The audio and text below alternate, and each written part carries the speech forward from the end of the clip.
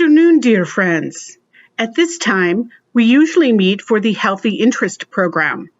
I am Olga Mundrova, head of the program. Welcome. Today we have a teleconference with Ukraine, China, and Georgia. The topic of our meeting is autism, disease or developmental feature. Now, meet our participants. Andrey Maximov, CEO of the Miraculum Center for Integrative Medicine in Tbilisi, Georgia, and project coordinator of the Miraculum Center for Children with Autism in Qingdao, China. And Alexandra Maximova, Chief Researcher of the Miraculum Center for Integrative Medicine in Tbilisi, Georgia, and the Miraculum Center for Children with Autism in Qingdao, China. Good afternoon. Good afternoon. Alexandra, Andrey, from your experiences, you know that autism is a very popular topic today. Tell our viewers the meaning and features of your particular concept in working with autistic children. Historically, autism was classified as a mental illness. This was understandable 50 years ago. But with the knowledge we have today, it is an outmoded concept. The fact that autism is classified internationally as a mental illness has disastrous consequences for children who have this disease and for their parents. It's disastrous because a child, once labeled autistic and therefore mentally ill, can have access to medical care in other areas blocked. Parents go to a doctor with many complaints. My child has a stomach ache. My child has a headache. He doesn't sleep, doesn't fall asleep, only sleeps 4 hours. She wakes up at night and rips out her hair, and on and on. And the doctor answers, in full compliance with the Hippocratic Oath and instructions from the International Classification of Diseases, what do you want? This is autism. Autism and the diagnostic criteria for autism are descriptions of several external behavioral signs.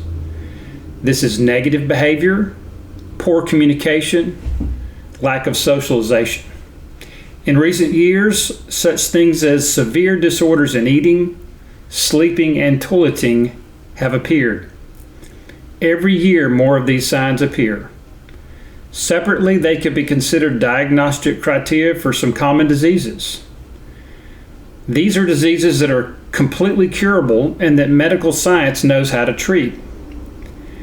However, when autism is declared a mental illness, the doctor does not look in other directions at other possible causes of these symptoms. Please excuse the long introduction as I explain more fully. The first postulate in our model is that autism is secondary. It is a consequence of comorbid pathology, a complex of interrelated serious diseases that have a variety of manifestations, including behavioral ones. When autism is labeled a mental illness, behavioral correction is the main treatment. This means that an autistic child must learn how to behave, must learn to adapt to society despite sores and behavior that are beyond his or her ability to control.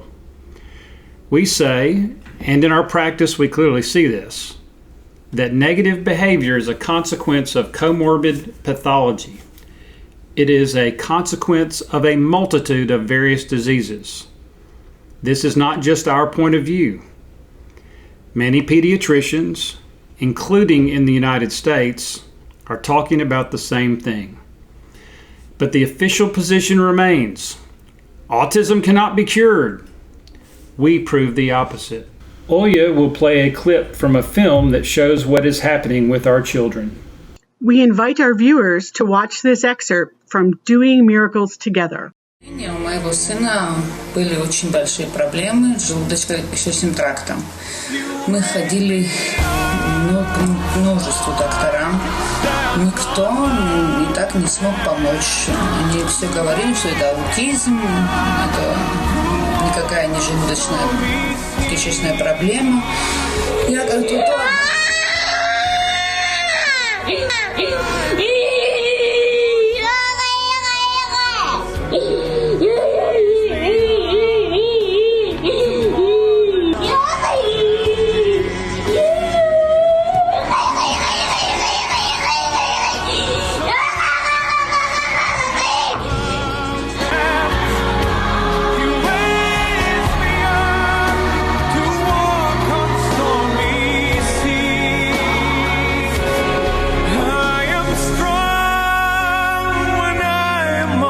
через несколько лет мы нашли нашу врач, наш спаситель Александру, и благодаря ее протоколу мы смогли помочь моему сыну с его желудком.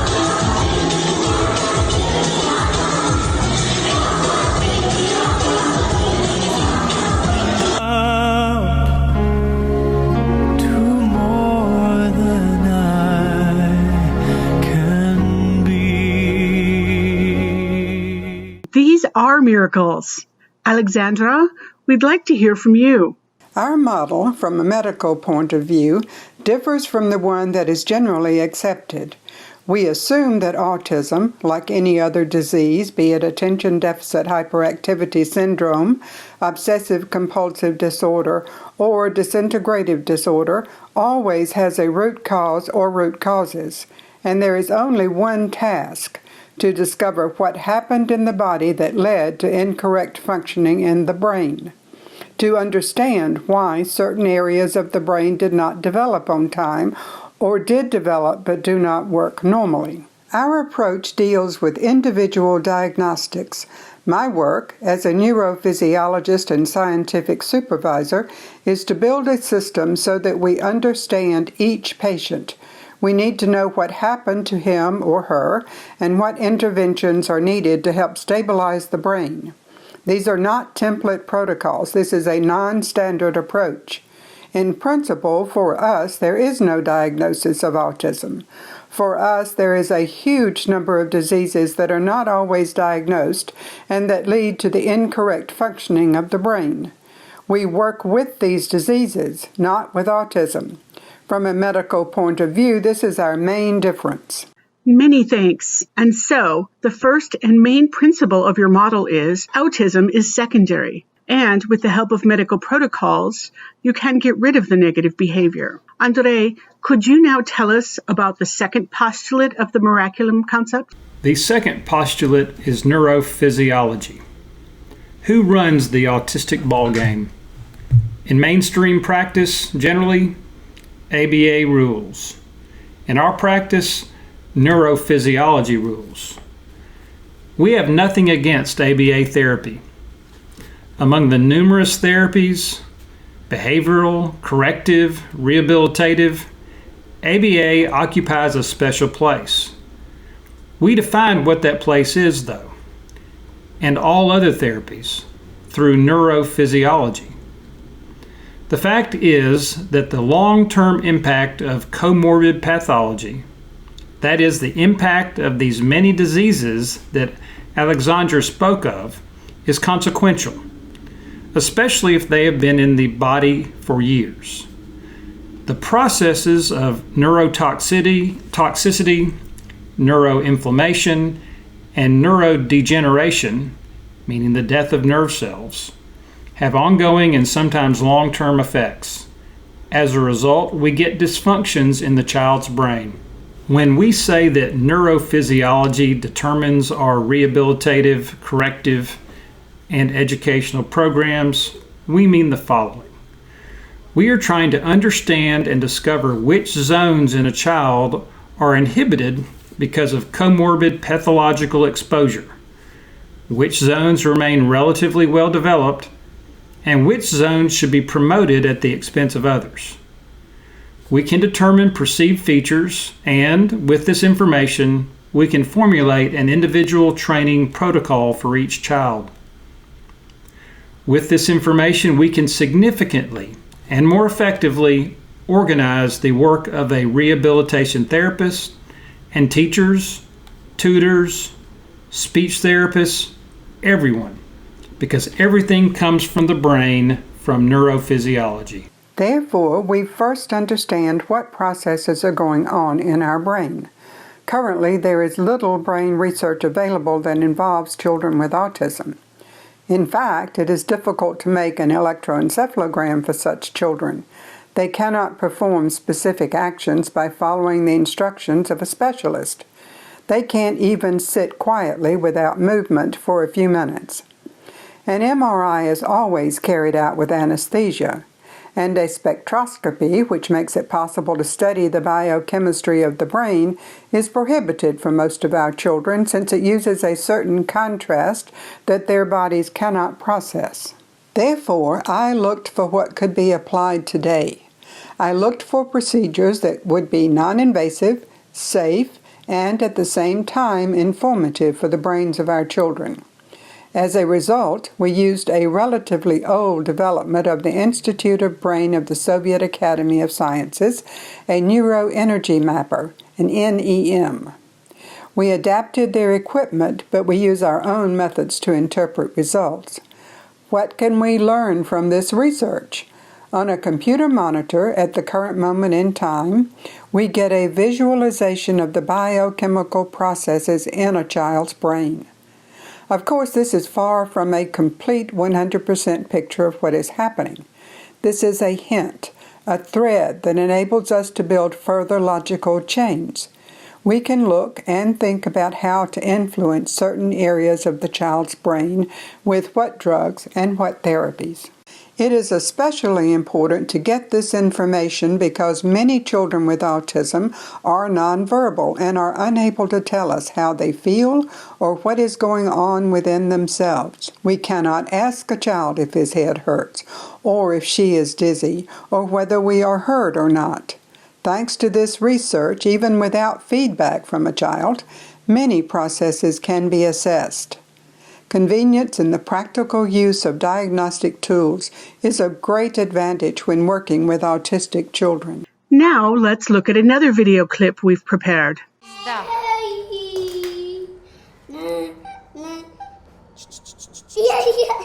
Тихо, зай, тихо.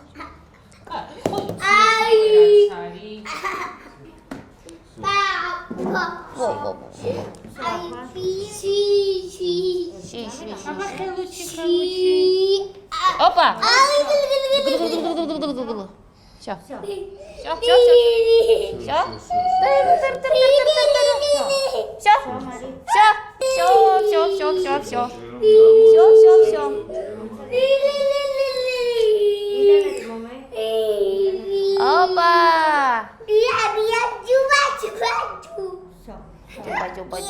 Джуба. Ля-ля-ля. Ля-ля-ля.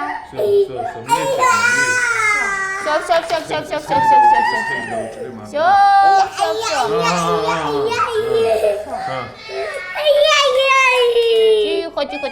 Все. Вот так. Молодец.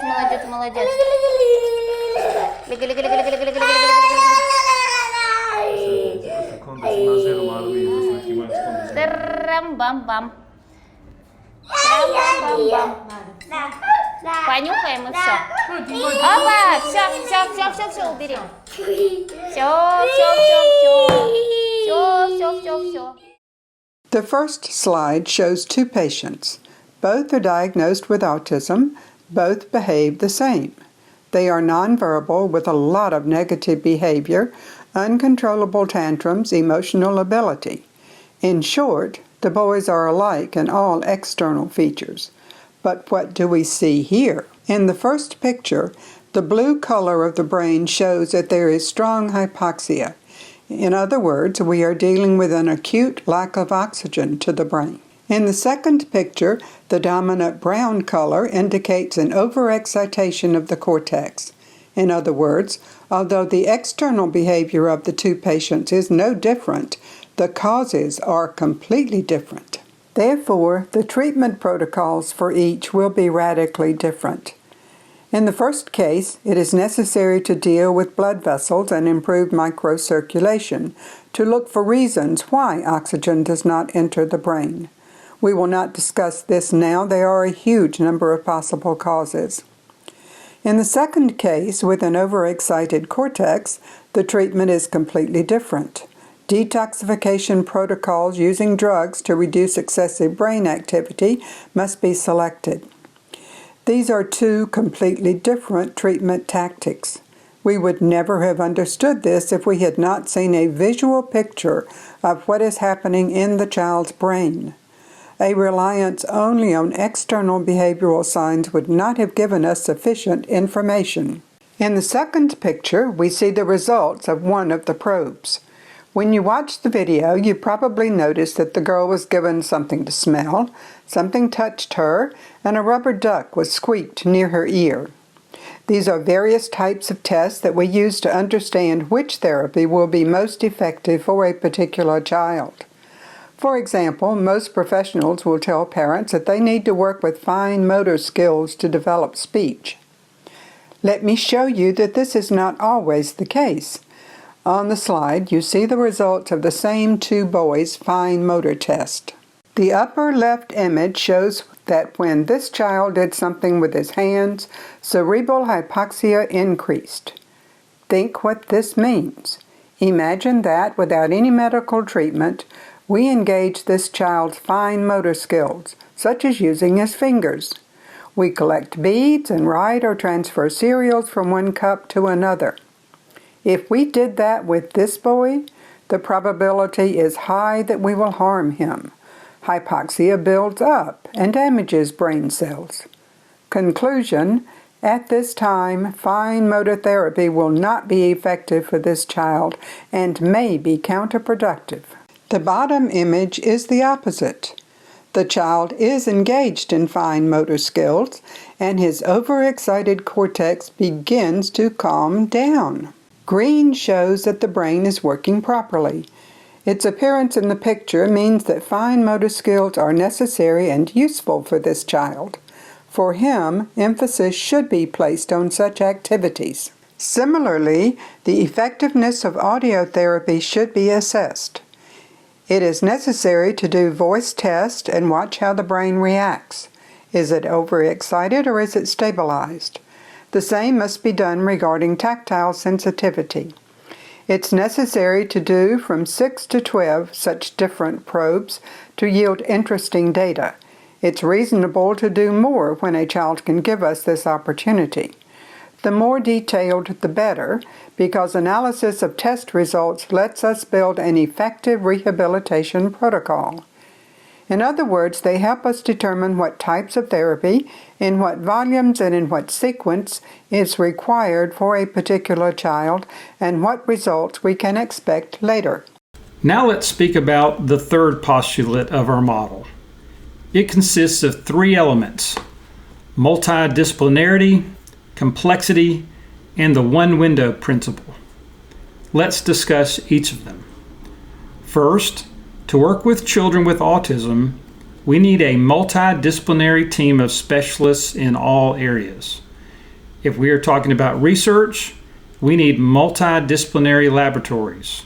If we are talking about doctors, we need a team with a wide variety of specializations headed by a neurophysiologist or biochemist. Finally, if this is neurorehabilitation and brain stimulation, training, and socialization, then multi-profile specialists are needed in a variety of areas. All this is displayed on the slide in front of you. I will only add that before the coronavirus, we ordered many studies in the USA, Russia, and Germany. But now everything has become much more complicated, and the borders for biomaterials are closed. I hope that in some foreseeable future these problems will be solved through the development of a base of modern laboratory diagnostics in interested countries. In the meantime, we are developing tools for independent diagnostics. These include neuroenergy, mapping, audiometry, and work with an eye tracker. In working with our people, we try not to focus on the large number of personnel, but to build the process of training teachers, tutors, and specialists so that each becomes the owner of a large, versatile set of knowledge and skills. Here is our training plan of 11 learning modules for teachers and tutors. Some of them are well known, others not at all. We have successfully done this kind of multidisciplinary training for our resource class and children's group. Now is the time to get things on track. In the fall, in Georgia, we will create a training center in Tbilisi. first for our needs and then for others who may be interested. In China, 3 to 4 months before the opening of the center there, recruitment of teachers will begin. Lectures in Chinese, similar to those for the center in Georgia, are already being prepared. These are our very first teachers in China. For us, they are a blank canvas, without knowledge and experience, but ready to absorb a new way of thinking about autism. There are many problems, however, including the language barrier and the fact that there are very few or no specialists in China who are ready to lecture on our topics. In any case, multidisciplinarity is the basis for working with children in the Miraculum model. Thank you very much. You mentioned an eye tracker. How can such a specific device be used for children with autism? As we said previously, ease of use is of fundamental importance for tools that diagnose the brains of children with autism. Neuroenergetic mapping makes the metabolic changes in a child's brain relatively easy to access and then assess, so it fits this fundamental requirement. To make it even more useful, we add audiometry and an eye tracker to the mapping. An eye tracker is a tool that diagnoses a child's visual perception. On this slide, you see a heat map that reflects the movements of the child's pupil. Imagine now that he is nonverbal and unable to give any feedback. We cannot ask him a question and get an answer. Accordingly, we cannot assess the level of his intelligence or determine how good or bad his thinking processes are. The heat map, by fixing on the movement of the pupil, allows us to see emerging logic chains. The child is asked a question, and depending on how the pupil moves, we can determine how he thinks, whether he understands us. Is his only problem that he can't verbally respond? Or are there real intellectual disabilities and mental retardation that do not allow the child to figure out what we are saying and what we want from him? Audiometry lets us assess his auditory perception. In fact, both visual and auditory perception are equally important to us. Auditory perception matters because our children often have phonemic hearing impairments, and as a result can't interpret verbal speech. Children just don't understand what they're told. Depending on the stage at which the impairment of auditory perception occurs, rehabilitation is built in different ways. To develop an effective training and rehabilitation protocol, we need complex diagnostics. Mapping shows perceptual features in the state and functioning of the brain, while an eye tracker assesses visual perception and audiometry assesses auditory abilities. Even though a multidisciplinary approach is all important, the complexity of the work is equally important. As you can see, the entire picture is filled with arrows, because when working with these children, all the basic elements are closely interconnected and interdependent. Research provides the necessary data for the diagnosis, which becomes the basis for a treatment protocol. Medicine continues to monitor work with the children after treatment and during rehabilitation and training. Neuromapping determines the approach to learning, and everything together leads to successful socialization and school inclusion. At the same time, success in learning and socialization is monitored and corrected by medicine and regular analysis and mapping. Let me comment on the importance of an integrated approach with a specific, relatively small example. On the previous slide, you saw one of the main blocks of work, neurorehabilitation and brain stimulation. There are many stimulation techniques, and they are known to parents. Transcranial stimulation, both magnetic and electrical, audiotherapy according to Tomatis and Johansson, and reflexology. An important note on an integrated approach. If you are working with the brain, you need feedback. It ensures, on the one hand, that the stimulation is having a positive effect, and on the other hand, that there is no possibility of harming the brain. This slide shows how neuromapping can be used to track the results of brain stimulation. Both of our devices work simultaneously. In the left picture, we stimulated the areas of the brain responsible for improving memory. Image 1.1 shows the brain at rest. 1.2 shows stimulation of the cortex in certain areas.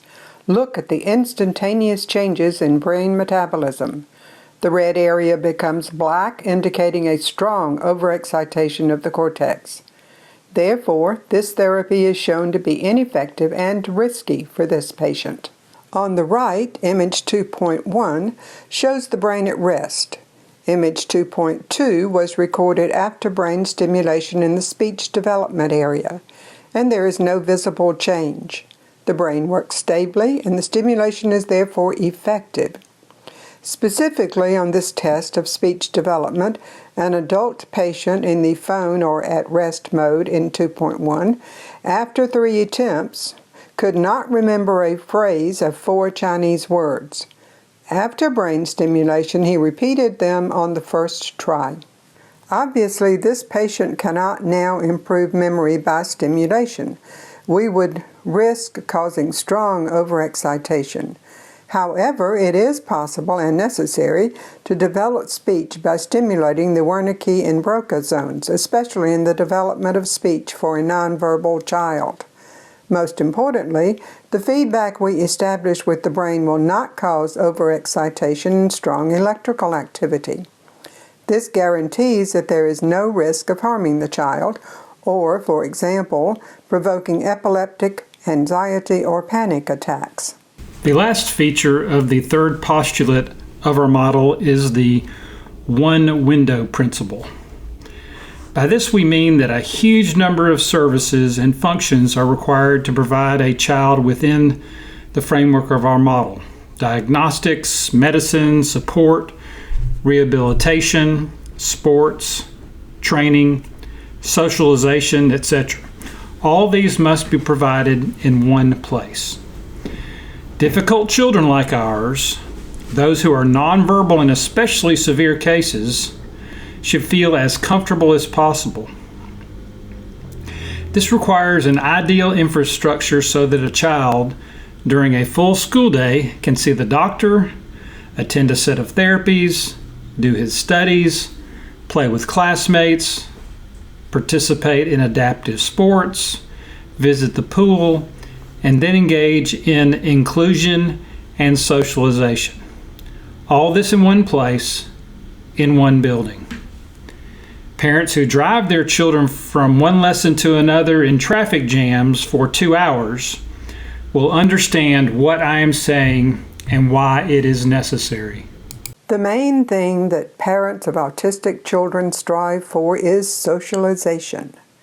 They want their children to be included in society, to feel comfortable in it, and for everyone to feel good about it. In our model, socialization can and should be connected only at a certain stage when a child is ready for it. After doctors successfully work with him or her, after rehabilitation therapists and teachers determine that his or her condition is stable, and when negative behavior has disappeared or is at least guaranteed to be controlled. Let's look at one of our students. There are 2 videos showing attempts to include Nikita in social life. The first is before medical intervention. The second is after.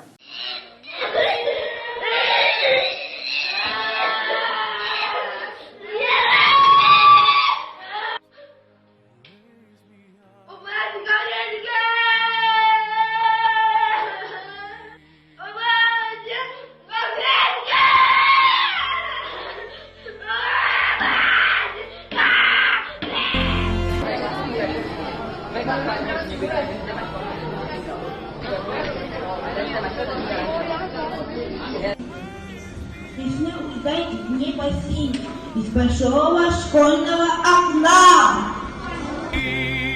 I am strong when I am on your shoulder.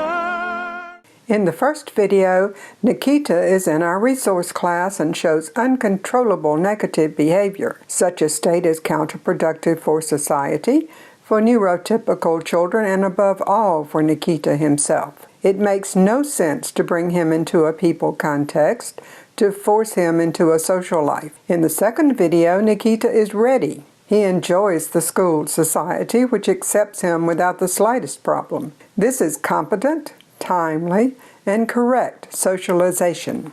A completely different child, a smiling and cheerful boy. Parents of neurotypical children are right when they do not want a child with negative behavior in their child's classroom.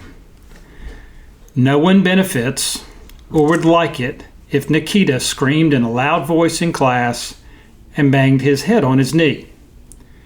But when children are ready, we do not have conflict situations with the parents of neurotypical children.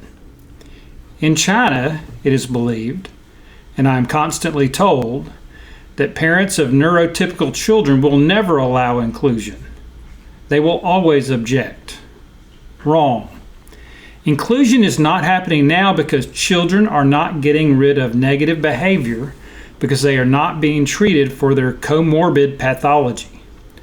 Remove the negative behavior and everything will change. The most important question, does your ideal model work in practice?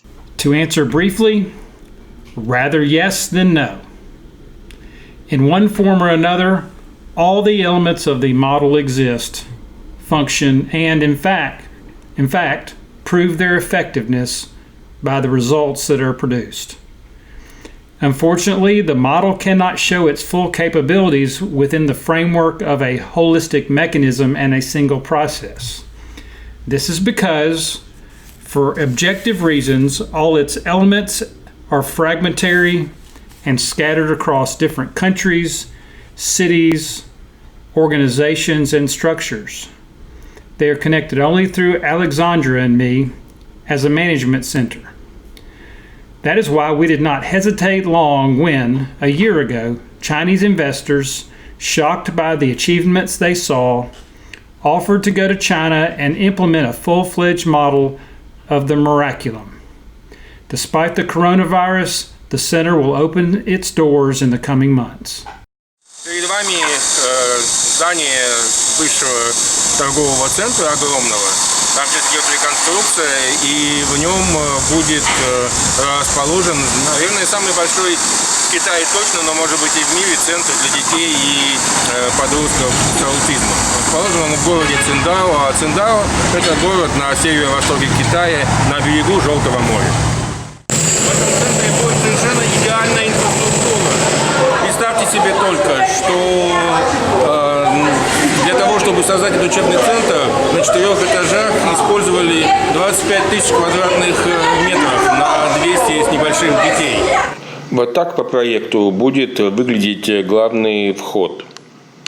А вот так он выглядит сейчас. На каждого ребенка приходится примерно по 120 квадратных метров полезной площади. Это двухкомнатные ресурсные классы по 75 квадратов, огромный реабилитационный центр. Есть даже специальные полигоны. Это адаптированные под наших детей обычные квартиры, магазины, парикмахерская, ресторан, где малыши могут приобрести полезные бытовые навыки. Есть спортивные залы и много-многое другое.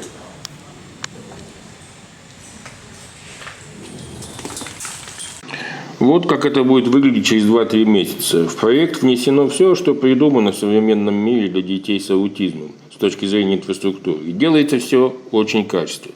Проблемы все равно, конечно, остаются. In China, the biggest problem is the formation and development of a medical block. Unfortunately, medicine is overregulated here.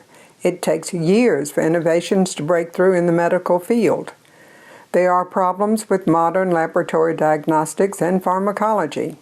In particular, drugs that have long been approved by the FDA, the U.S. Food and Drug Administration, are not recognized by the Chinese medical community. When they are only available in very small quantities. If we talk about the work of the model, this is the situation. In Georgia, there is medicine, but there is no infrastructure. In China, there is excellent infrastructure, but there is practically no medical unit. As a result, Georgian children now have a better chance of progressing than Chinese children do. However, we are still optimistic about the Chinese project. Between the two teleconferences, I managed to work in Shanghai and Beijing. I had many interesting meetings there, which gave me hope and inspiration. It is obvious that science and scientists will be our mainstay in China in the coming years. This is confirmed by discussions at the Shanghai Center for Biomedical Innovation, the Beijing Center for Human Genome, the Institute of Chemistry and Institute of Microbiology of the Chinese Academy of Sciences, and the Chinese Center for Molecular Research. Like-minded colleagues work there. They spend huge amounts of money on modern research. What they sorely lack is linking their research to concrete practice. That is our job. There are also very influential government associations working on children with autism in China. For example, the China Association of Women and Children, or the China Association of Mental Disabled and Their Relatives. They have large financial and administrative resources. They, and this is fundamentally important, aim to achieve practical results. If, with their help, the Qingdao project succeeds in obtaining experimental status, then the time for obtaining licenses and permits will be drastically reduced. We are actively discussing this possibility and count on it very much. I'd like to show tangible, practical results to parents all over the world, and we want to do this today, not in 10 years. Dear guests, thank you very much for your work, for your patience, for your time, for giving yourself completely to our children. Once again, a huge gratitude for your work. All the best.